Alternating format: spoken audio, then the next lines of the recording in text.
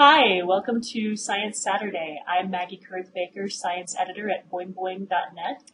And I'm Jessa Gamble, co-owner at Last Word on Nothing blog and the author of The Siesta and the Midnight Sun. We have a lot of really interesting things to talk about today. We've been kind of exchanging some emails about some topics we've been thinking about. And I think the first thing, Jesse, you had mentioned that you recently read Steven Pinker's new book on the history of violence. And I wanted to talk to you a little bit about that because I've seen his TED Talk, but I've never read the book yet. And I wanted to find out a little bit more about what's in there. And it seemed like you had an interesting perspective on it, too. Yeah, I'm still actually in the process. I'll just hold the book up so people can see. It's called The Better Angels of Our Nature, Why Violence Has Declined. And I saw him speak at University of Toronto recently. It's essentially laying out the argument that violence has declined steadily over the course of human history, and then it kind of goes on to suggest some of the forces at work there. And in some ways, it's a return to this whole civilization as salvation notion that really fell out of favor in anthropology for a long time. So it's interesting to me to see this sort of perhaps regression toward this the idea of historical progress and civilization being this kind of predetermined, not predetermined, but necessarily positive development.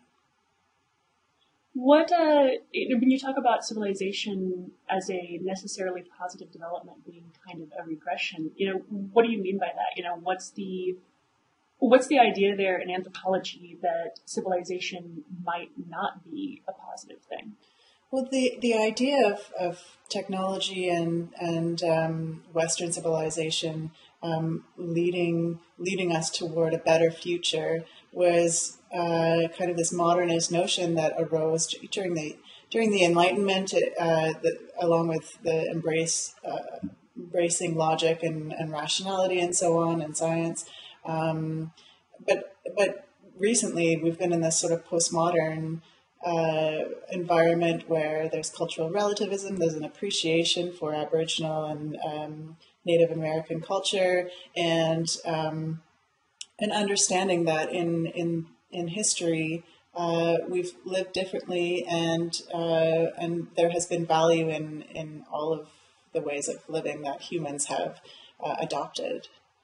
So it's interesting. I almost see it like in the steampunk movement. You see this nostalgia for a time when technology was this exciting. There's this unalloyed optimism about technology, and I wonder whether there's almost this swing back toward that direction after all the doom and gloom, global warming, kind of our technology is killing us overdose. Do you think that does it necessarily go hand in hand that if you want to embrace, rationality and the Enlightenment, that you have to also be saying that there's not value to, Aboriginal lifeways, and that there's not value to this culture? Can't those two things go together? I would have thought so, but under his argument, the closer you are to a traditional lifestyle, to the ancestral lifestyle of our species, the more violent your culture is on average. And so that taken alone as a measure would suggest that, as long as you accept that violence is a negative thing, then you have to see some sort of hierarchy, or at least that's my understanding of it. But I do think, so one of the things he brings out in support of our current world being less violent is that we have this perception when we watch the evening news that we're in a very violent place, whereas really there's, on a numbers scale, we have enough reports, enough incidences of assault, let's say, to fill a newscast, but we're talking about a city of millions of people, and overall it's actually much less than it used to be. And it's and so he's talking about this whole "if it bleeds, it leads" kind of journalism motto. But I think that in anthropology and in the science of looking back into our own species history, that also holds. If it bleeds, it leads is something, if we're asking the sorts of questions that will lead us to this dramatic story of past civilizations. And the example that I can think of is the Inuit, when they came to the Eastern Arctic, they were understood to have wiped out the Dorset people who lived there before them. And inevitably, and there's all kinds of evidence that there were massacres and that the Dorset people were driven onto very marginal hunting grounds where they weren't as able to survive. And it's true that there was that violence, but then later it comes out, and I think it's significant that it was female anthropologists interviewing female elders for their oral history. It comes out that, of course, there was intermarriage. Of course, there was a sharing of cultures, and the genetic stock was continued in the Inuit people as well. So there's the same kind of nuance to be made when you're looking at the science. I think it's really interesting, and I remember that story from your book too, that the elders were kind of like, well, yeah, of course that happened. It just wasn't interesting as a story to tell around the campfire. It's not considered noteworthy, that's right, because, because the drama of violence is always a charismatic story. One of the things I thought was interesting in that book, there are a couple of things, at least from what I saw of Pinker's TED Talk and what I've read about the other things he's written on this before the book came out. A couple of things really struck out to me. And one of those was that, I have a degree in anthropology, and one of the things I thought was really interesting about this was the rejection of the noble savage trope, which I think does have some validity. Sure. You can't, I think that it's probably, and I'll explain this in a minute, why I think it's probably unreasonable to say that hunter-gatherers were tons and tons more violent than we are. But I also think that there's a validity to saying, brown people aren't magic. There's not this, yes, absolutely. Absolute wonderful, peaceful world that never saw violence and never saw warfare, and that got all screwed up. That in itself, the critique that post-colonialism can, in and of itself, be a very Eurocentric point of view if you swing all the way back to that other direction. If you orientalize. Yeah. And so I thought that is something that I think this becomes valuable for, because, most of what I had studied in school was Central American archaeology. And we know from Central American archaeology that there were wars going on, that you had, Toltecs oppressing the Olmecs who were oppressing somebody else. And, there were all of these conflicts of this very real, very nuanced, very,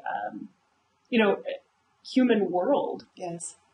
That get left out when we start talking about it from a purely Eurocentric point of view, where they have to be either all bad and we save them with Christianity, or all good and we ruin them completely. I mean, they're people. And I think that he does a good job of getting that point across. Mm-hmm. But then the hunter-gatherer thing really stood out to me also, because, and this is something that Christopher Ryan, who's the author of Sex at Dawn, yes, has brought up as well, is that a couple of the examples that Pinker has used of violence in hunter-gatherer societies don't necessarily stand up very well. Okay. I know in the TED Talk he has this chart that is showing male deaths from warfare as like a percentage of population for several, what he says are hunter-gatherer societies, and then modern hunter-gatherer societies, rather, and then modern European and American society. And obviously, the European and American society is much smaller, the percentage of male deaths from violence. Sure. But if you actually look at the societies that he's listing out, only one of them is actually hunter-gatherer. Oh, okay.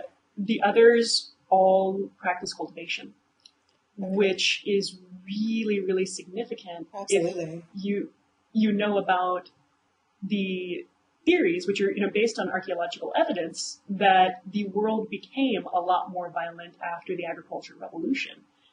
In fact, I think Christopher Ryan pointed out that one of the cultures that Pinker is citing as hunter-gatherer actually has a significant amount of animal husbandry, and that a good chunk of the violence in that society is based around stealing other people's pigs. Yes.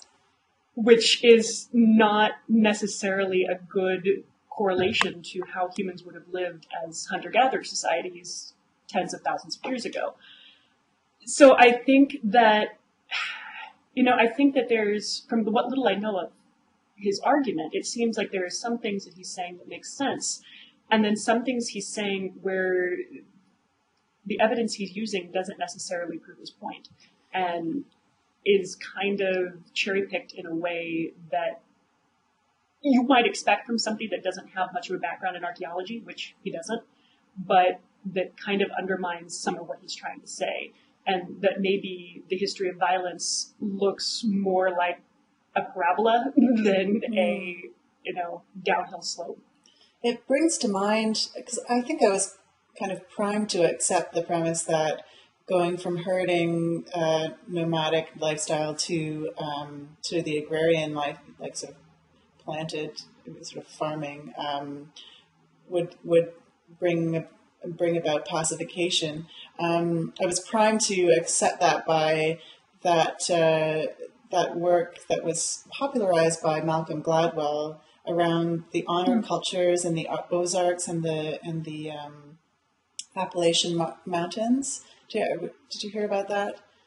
Which one? Tell me a little bit more about that. It was the he was looking at honor culture in that in the sort of societies where family is sort of a very clannish, like kind of gang-like entity, and insults are met with violence. And any sort of disrespect is treated as a deathly threat. And then he sort of worked back to the ancestry of those groups and saw that it was hurting cultures where it is very easy to steal someone else's cattle, whereas it's not as easy to steal their corn. And so that sort of defensive and clannish behavior was sort of traced to the modern day honor cultures, and the idea that reputation is everything, and that you have to have a credible threat of violence around you at all times in order to survive, kind of thing. Yeah. And that's, in my understanding of the agricultural revolution idea, is very similar to that, in that you have this evidence that kind of ties back to the idea that, when you're a hunter-gatherer society, you are sharing all of these resources with a group of people. And when you start having agriculture, you start owning, this is my pig, this is my plot of land. Yes. There starts to be something to defend, which means you start to have that credible threat. And it kind of starts to spiral out of control very quickly. And then, then you have to have people living in cities so that they can pool their resources to defend their land. And it kind of became a lot more violent fairly quickly after we started having that kind of agricultural ownership. And I don't know that that's necessarily 100% proven, and I don't know that you could possibly 100% prove it. But it does seem like that idea makes sense. I think so, yeah. Yeah. And the other thing that I thought was really interesting that I would love to hear Pinker talk about is some of the implications of this book, because one of the things that he talks about is, why we've become less violent over the last few hundred years. Even since the 90s, he's talking about. Yeah, yeah, and even just since the 90s is this idea of like expansion of the circle of empathy. Right. You know, it's okay to treat like we used to treat just family. Mm-hmm. And I thought that that was really interesting with the context of this book because it seemed like, you know, this book can really ironically sort of be used to reinforce these tendencies of putting non-Western people outside that circle of empathy. Oh, You know, there's a yeah, real possibility of this book to be used to ironically other absolutely people, even as it's trying to argue for why reducing othering is good. Yeah, to sort of undermine, and how convenient, you know, for him and for us that we happen to be part of what's considered the most advanced culture in his hierarchy. Right. Well, and not just that, like, not just that, but that we can, you know, look at this and then say, well, you know, why should we respect them? They're all violent. Mm-hmm. And I would really like to hear him talk about that sometime, because I'm sure that that's not his point, but it's, you know, a pretty obvious logical step. Yeah. To some extent, given, you know, cultural biases that we already have. And it would be really interesting to kind of hear him talk about, you know, how he thinks we should be using this information. Right. And how he thinks we should be relating to, you know, cultures that aren't historically part of that Enlightenment tradition. You know, because I would hate to take something that is, you know, when you're looking at data of violence declining, take something that is hard data and turn it into something that actually, you know, increases our willingness to do violence against people because, well, they're violent.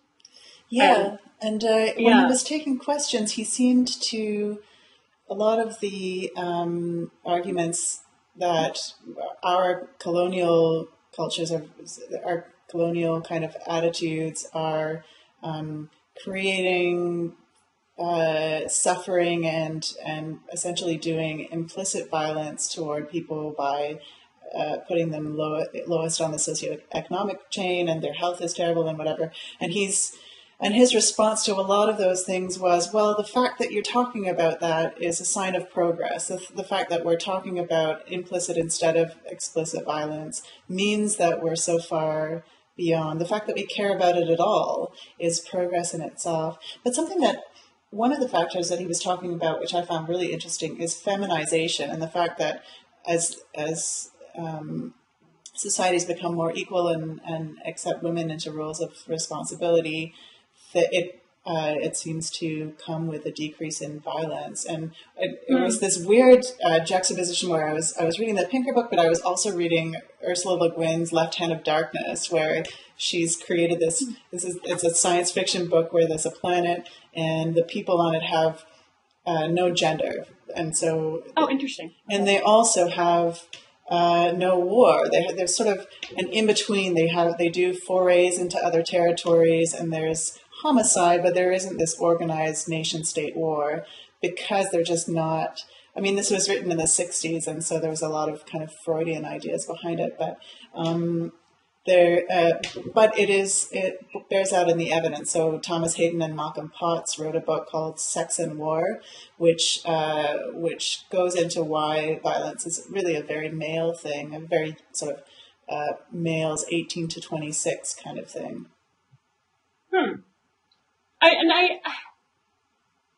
And not to get into like too much off topic, but I find those kind of arguments interesting because I think it seems like there's evidence they might be true for physical violence, but other kinds of violence, women are very, very good at having had a really terrible junior high experience. Oh, yeah.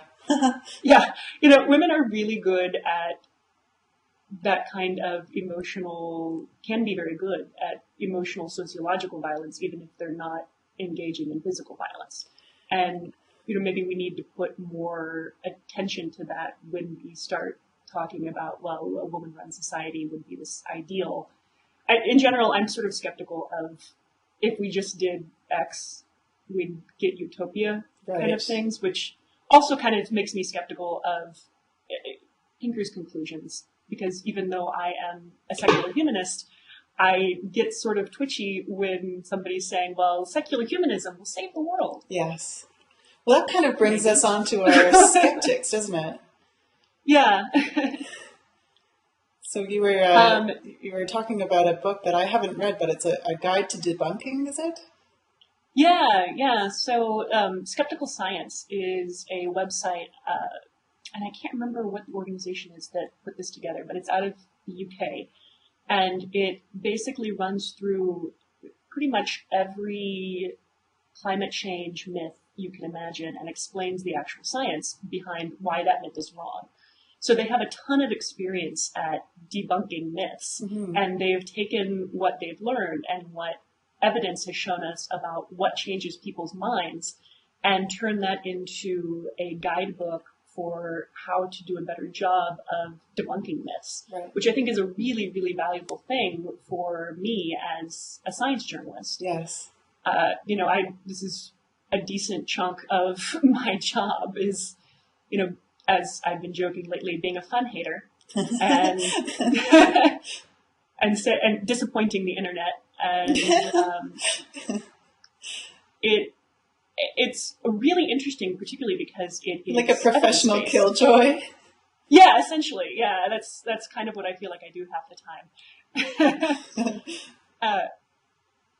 And it is really interesting because it's actually based on psychology research. So there's been like a lot of research about why people believe what they believe and why people change their mind about their beliefs. And you have a couple of factors that you really have to take into account when you're trying to counter misinformation.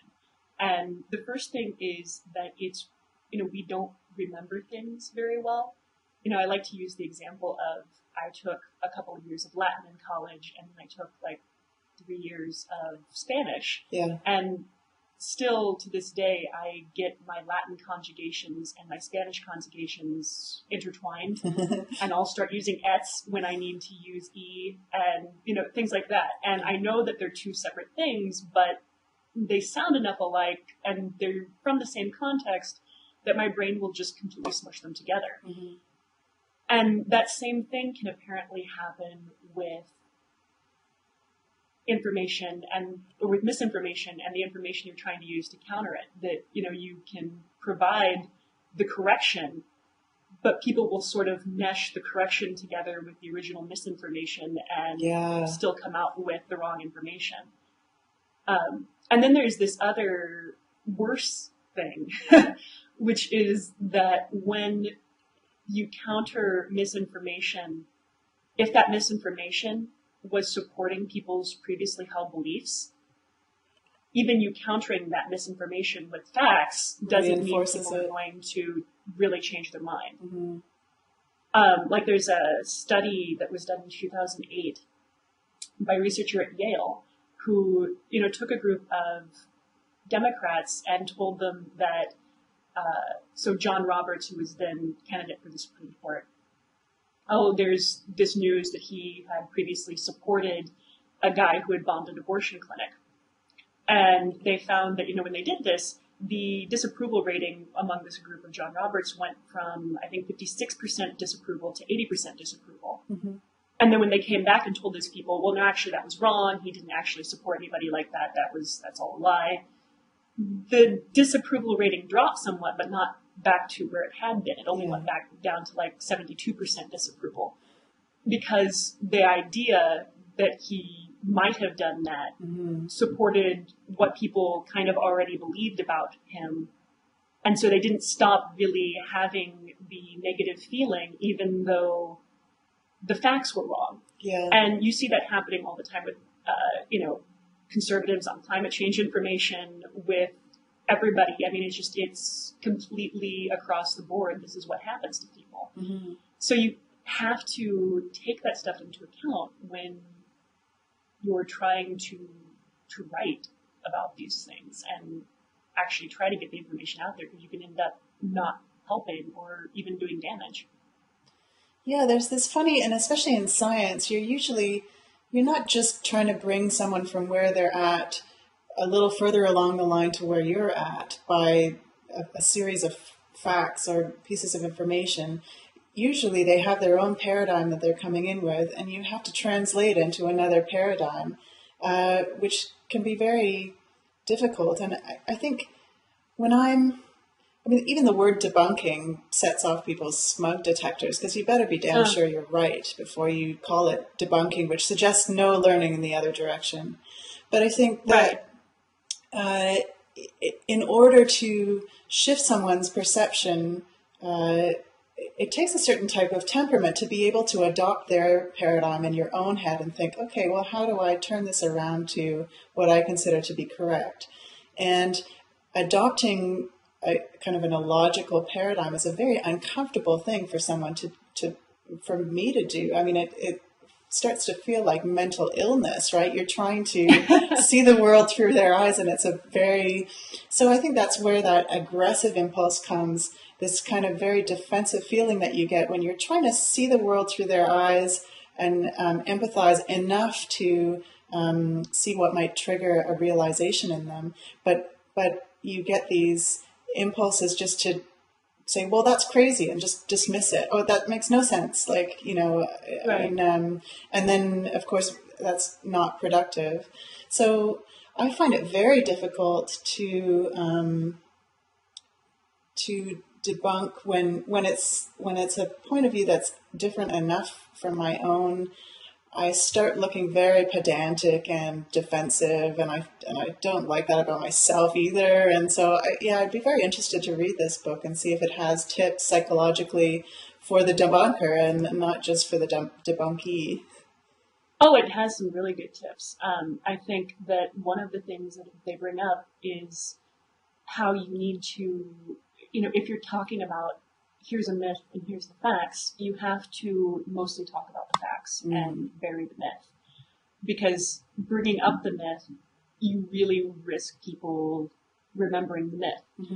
They kind of have this graphic of this little head and what can fit inside of your head. If what you have is myth, myth, myth, myth, myth, myth, myth, fact, fact, fact, fact, fact, myth, myth, myth, myth, myth, remember the myth. Yeah. And what you need to do is flip that ratio and, have the facts be the main thing and maybe something else interesting that is tied into the facts. And then sort of, say this is in counter to this myth, which is a myth. No, seriously, it's a myth. And, reinforce the idea that like this little paragraph is incorrect information all around it. Have it surrounded by fact and basically have this fact sandwich that, the myth is kind of buried in the middle of. Yeah. And the other stuff that I really got out of that I think is really valuable is, this is the one I have a hard time with, is that when you're countering misinformation, you need to make sure that your explanation of the facts is simple. Okay. Because otherwise there's this tendency, if the myth is simple and the facts are complicated, there's a tendency to just believe the simple myth. Yeah. And that's something I think scientists have a really hard time with. And it's something that I know I can have a really hard time with too, because there's usually all of this nuance that you want to get into. It's usually not just as simple as, oh, that's a complete fabrication. Here, let me tell you the reality. It's usually something more like, here's this grain of truth that grew into something bigger. Here's why it got that way. And trying to explain that you really run the risk of making an explanation that's too complicated. And so I think that the big lesson that you can learn there is that, there's no shame in dumbing down your explanation.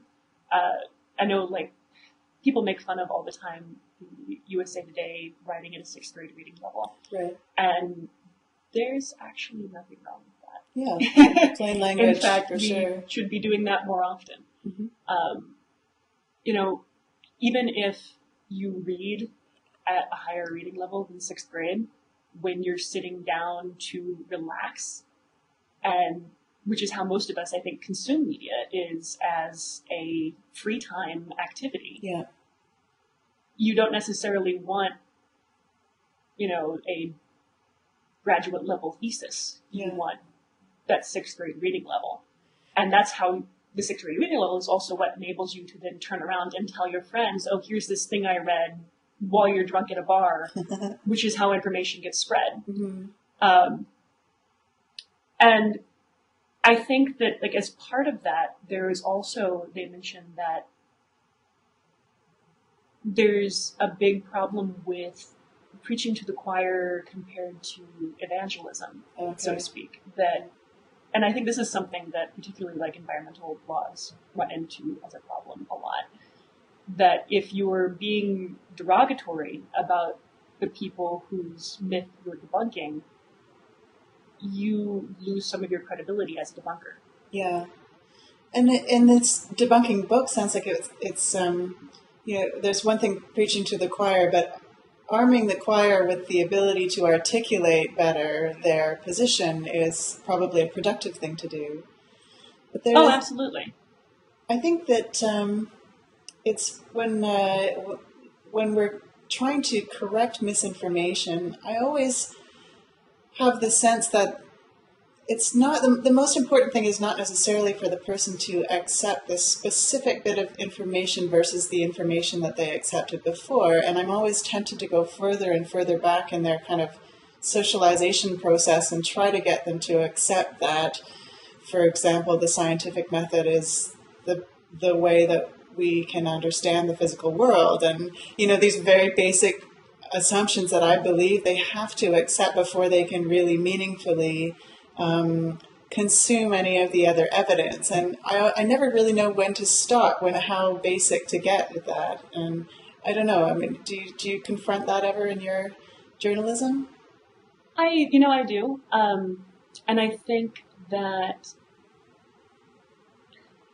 it's obviously it's a fine line, because at Boing we have a really general audience. We have people that are coming for cute cat videos and staying hopefully to read something that I've written.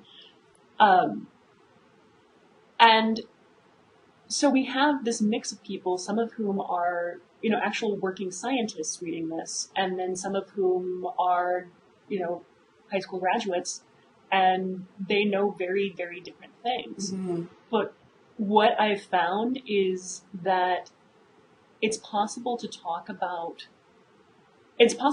things like, what is peer review? How does the process of science work? What is a theory? And to be able to talk about these things in a way that isn't talking down to people. And when you do, even the people who already know the information find it really interesting and want to, contribute their thoughts about, here's another way to explain this. I'll show up to answer questions. Things like that you wouldn't necessarily expect. Yeah. That, even the people who already know the information want to get involved in educating. And so when you take the time to explain the information to the people that don't know it, they don't really get pissed off if they already do know it. Mm-hmm. I think there's just a lot of these details that we aren't really well taught in school unless you go into the sciences. And at the same time, most science reporting assumes that people already know. Mm-hmm. What a theory is matters a lot. And if you're going off of the grade school definition of what a theory is, you're going to really not understand a lot of scientific discussion as well as you could be. Because you're thinking, a theory is like a hypothesis. Really, right. A theory is something nobody's proven, and maybe it's just an idea, and we, can't really respect it all that much, mm-hmm. which is really usually not how scientists talk about theory.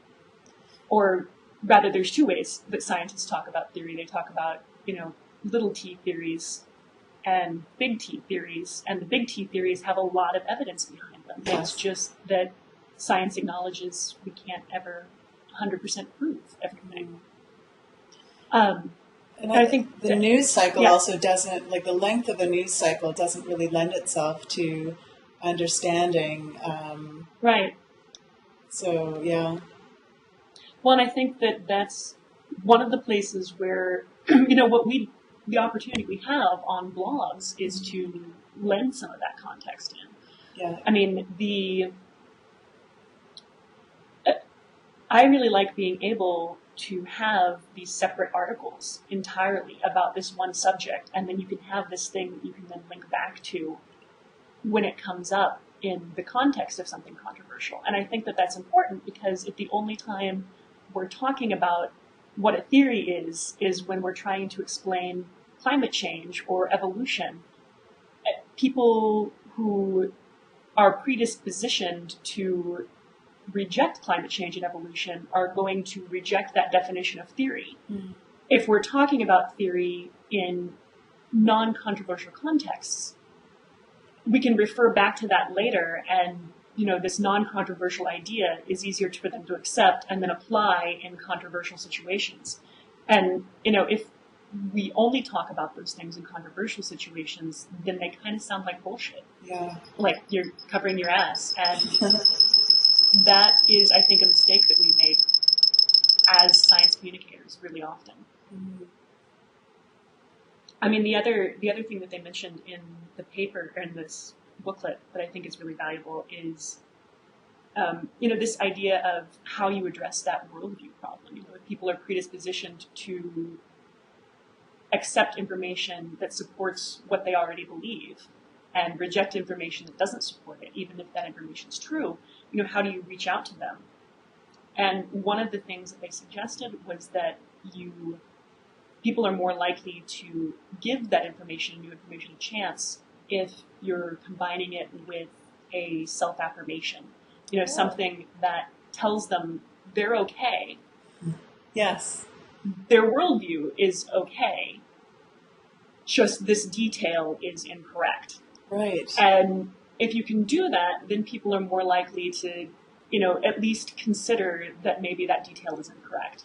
There's a real lowering of pride that comes when you have to accept something that you didn't agree with before. Oh, yeah. Especially if you have to publicly accept it. And so, that makes total sense to me that you would want to, first of all, sort of congratulate them for being such a smart person to be there reading this and, Right, yeah.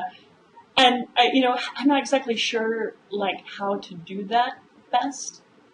Maybe it's just in the examples you use. Like, if you're talking about this worldview problem and we're only ever talking about the worldview problem using studies that make it look like it's a conservative problem, well, conservatives are probably likely to reject it. Yes. But if we can bring up examples like, this has been tested on liberals too, and liberals also have this problem. Yeah. Maybe it's something that, if it's challenging both sides, if it's something that everybody has a problem with, maybe people are more likely to say, okay, well, this isn't just attacking me. Mm-hmm. This is actually how the brain works. Yeah. And meeting them halfway like that is kind of an interesting challenge because I think there would be some people who would balk at that, at putting liberals under fire like that, or, you know what I mean? Like, it's like the more uncomfortable you are yourself with making those concessions, probably the better job you're doing at actually communicating cross-culturally. Absolutely. Absolutely. And I think it's really hard. I feel like it's a little bit easier for me because I've kind of tried to approach being a journalist from the perspective of I have to question what it is that I believe because I can't just go out and tell people something without having researched it and backed it up. Mm-hmm. I before I started really diving into the research on the book I wrote about energy that's coming out this spring, I had to kind of sit down and make sure that I understood the science of climate change, and this was something that I actually really got well enough to know that it was accurate. What's the title of your book, Maggie? Just something that I accepted. The title is what you're asking about? It's called Before the Lights Go Out, Conquering the Energy Crisis Before It Conquers Us. It's Wow. coming out from Wiley & Sons on April 10th. That sounds fascinating. Yeah, I'm really excited about it. It's got a lot of storytelling. It's got a lot of trying to kind of get into some of the nuance that gets left out of, just these daily newspaper stories about energy, and try to figure out like what all these little projects are adding up to. What are the things that are really standing in our way of changing the way we use energy?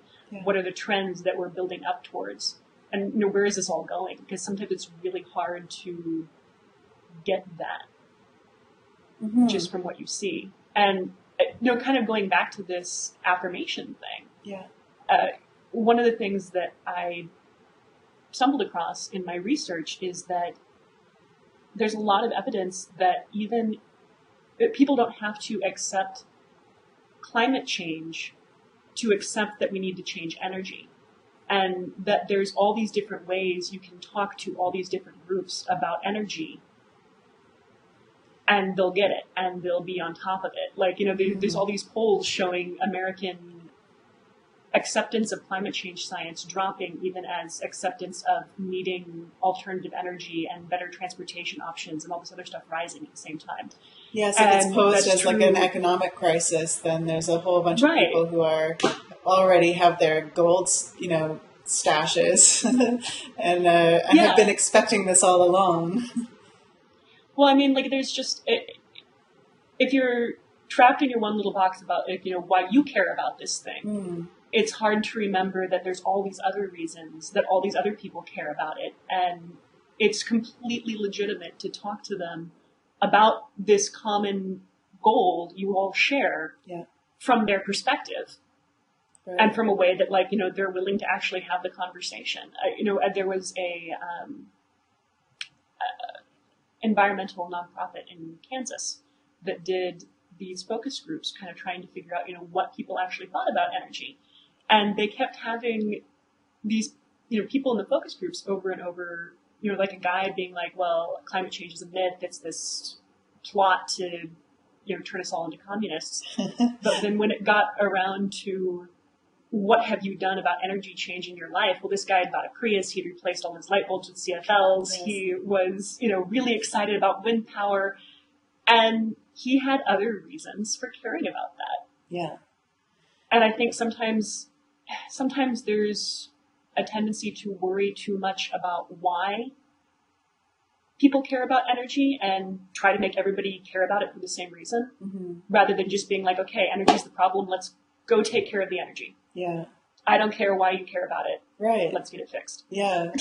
Well, almost like a sort of Occupy Wall Street style kind of focus on the one issue and bring a bunch of people together around it, no matter what your, what starting point you come from.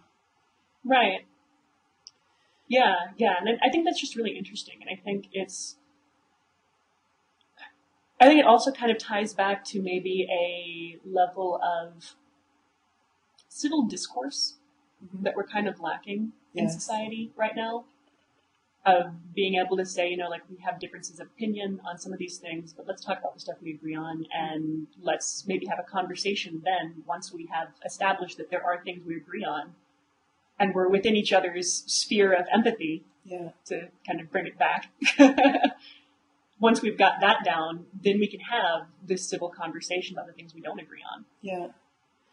But with this, and I know that you've been following some of the climate change talks right now, and I guess I don't really have much of a background on how successful we've been in the past at these sorts of long-term projects like Kyoto that lasts so much longer than a political term, and whether there is precedent for success in that. That is, one of the big problems, and one of the things that makes me somewhat pessimistic about energy change is that we are talking about something like coordinating a long-term project in a way we've not really done before. And so there's not really a precedent for it because there's not really a precedent for it. It's not something that you can look back on history and be like, well, there's all these other times that everybody in the entire world tried to completely revamp their basic institutions at the same time, quickly. And so, yeah, that really gets difficult. And the thing that I've been noticing with the Durbin talks that are going on right now is everybody wants to have a treaty that wouldn't take effect until 2020 is kind of what it looks like it's leading to, which is, it kind of brings up this interesting problem because, you know, one of the things that is out there is this fact that there's not really a safe cutoff line when it comes to climate change. You know, it's not like we can say, oh, if we keep atmospheric carbon dioxide concentrations below 550 parts per million, we're going to be fine. You know, there's not a hard cutoff. Everything we pick is arbitrary. Yeah. And so there's really this tendency to kind of be like, well, if it's arbitrary, let's make it a little easier, make it higher parts per million, make it something we don't have to take action on for a further, longer amount of time. You know, there's this tendency to kind of push it off. And it's actually a lot more complicated than that, though, because, you know, even though those lines are arbitrary,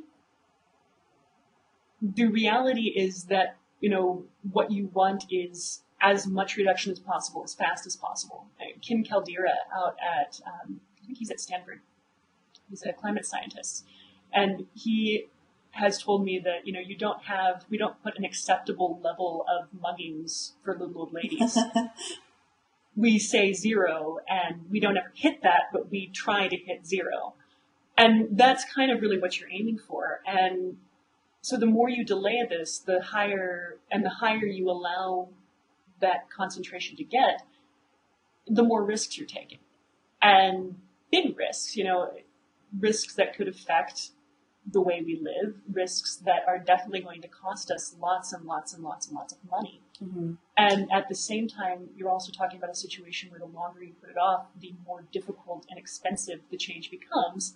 Because the longer you put it off, the more likely it is that you're going to want to make those changes faster. Yeah. Because you'll be feeling the effects. And making the changes faster is more expensive. So like there's a McKinsey and Company is a financial consulting firm. And they've done several studies about the costs of actually starting to change our energy systems. And one of these came out in 2008. And at the time, they were saying that it would cost to get the U.S. energy use and the U.S. energy systems in line with a 550 parts per million CO2 cutoff. It would cost $1 trillion over 20 years, so $50 billion a year. But that was if you started in 2008. Yeah. If you started now, it'd be $55 billion a year. Right. And every amount of time you put that off, it gets harder. You know, the Stephen Pacala, who's a scientist at Princeton, calls that the penalty of procrastination.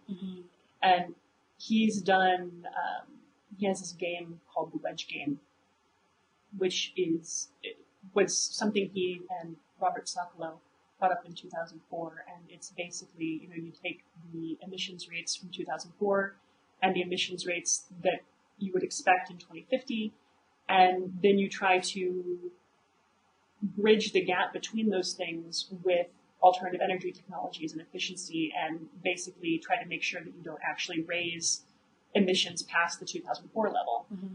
And so when they created this game, they have, you know, these different wedges representing different technologies, and each wedge, I think, is 1 billion tons of CO2. And at the time, it took 7 wedges to do this. But now, because we've waited 6 years and not done anything, really, the little, you know, the gap has become steeper. And it would take more wedges to do that. What Stephen Pacala told me was that by putting this off for 6 years, we've basically made the game something like 20% harder. Yeah. Well, and if you do look at that kind of game theory and take the lessons from video game manufacturers, you know that you need to provide. I guess I would dispute your contention that zero has to be the goal, and that because basically I wouldn't want people feeling like anything more than zero is a failure. And so no matter what they do, so you've got to have these goals that make people proud of their reductions. And also, I mean, Absolutely. if you have, I think we do accept a more than zero old lady mugging ratio because we're not willing to do the things in society that it would take to completely eliminate the mugging of little old ladies, right? There's this sort of control. There are, right. And so there are other factors. There are things that we could do that would completely eliminate carbon emissions from humans, and they include, eliminating humans, and we definitely, as much as possible, as fast as possible, within that specific measure. But we have to acknowledge that people have competing priorities, and the more that we can incorporate those into, or for example, economic incentives and things like that, the more that we can bring those into the discussion, I think the more realistic that reduction will become. And I actually agree with you on that. I think that and this is actually kind of ties back to that, how do you communicate science to people thing. I think that having those arbitrary cutoff lines is a really good way of communicating and of getting people involved in science. There's kind of this debate that you run into a lot particularly between climate scientists who don't necessarily like the cutoffs because the cutoffs make things seem like everything's going to be okay if you just hit the cutoff. Right. And the fact that when you look at how policy is done, you pretty much have to have cutoffs because people need goals. Yeah. The only way you get this stuff accomplished is by having a goal. If you just say, as much as possible, as fast as possible, that starts to get fudgy, and you don't necessarily get action happening, and people feel worse about, I can't get to zero, so yeah. And even though it's an international kind of global effort, if people can feel a bit of ownership over their own country's reduction, then I think you get away from this kind of tragedy of the commons, where if you're pitching in and nobody else is, then you're basically just taking yourself lower in the competition. Yeah. I mean, I think one of the things that I see when I look at stuff like what's happening at Durbin right now is this sort of high stakes game of chicken. Yes. Where nobody wants to be the guy that steps out of the way first. Because it just sort of seems like, if I do that, then I've shown weakness, and then I am going to lose my position. And we're basically at the point where everybody kind of has to take a jump back all at the same time. Yeah, and disarmament. How do you get people with so many different competing interests to do that? I mean, there's all these different incentives. There's economic reasons and good social reasons why we've gotten ourselves into this mess. It's not like everybody sat out and was like, oh, how can we destroy the world today? It's going to take economic incentives and social incentives to get us out.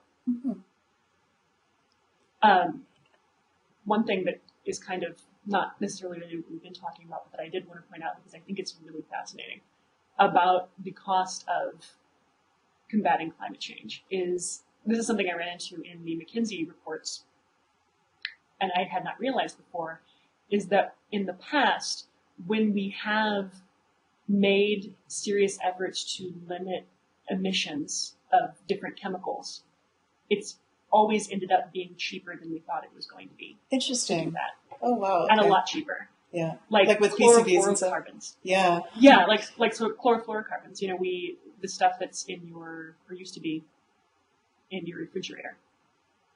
And a lot of other things, actually. See if I have my notes here. So in 1988, we in the U.S. agreed we were going to cut those emissions by 50%. And people estimated that it would take $20 billion over 10 years to do that. Mm-hmm. And it actually only took 2.7 billion. Yeah. Which Just like a huge amount of money. Sequencing the genome and large-scale project like that, where it's basically once you get into it, the efficiencies kind of present themselves.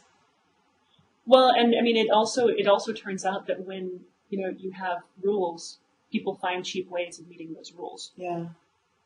And it's not necessarily because we've not done this stuff before, we don't necessarily have a good idea of what it's going to take to pull it off. Mm.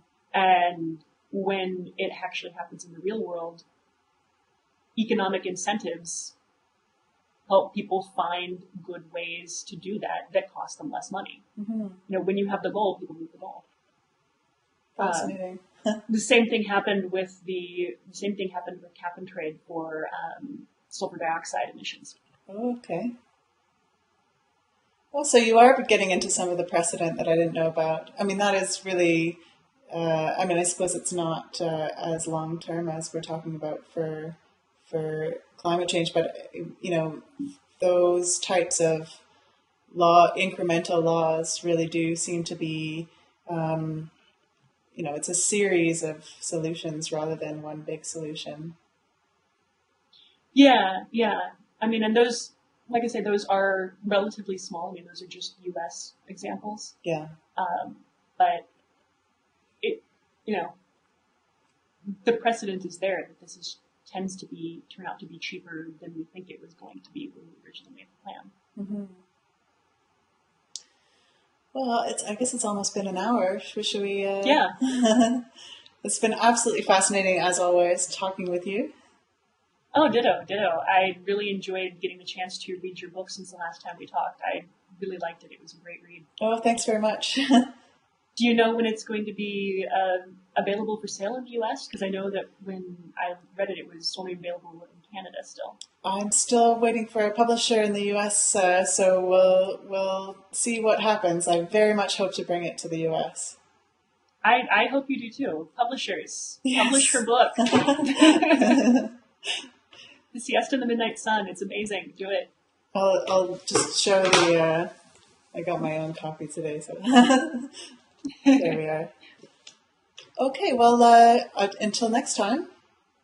Yeah, until next time. Have a great afternoon. You too. Bye, Maggie. Bye.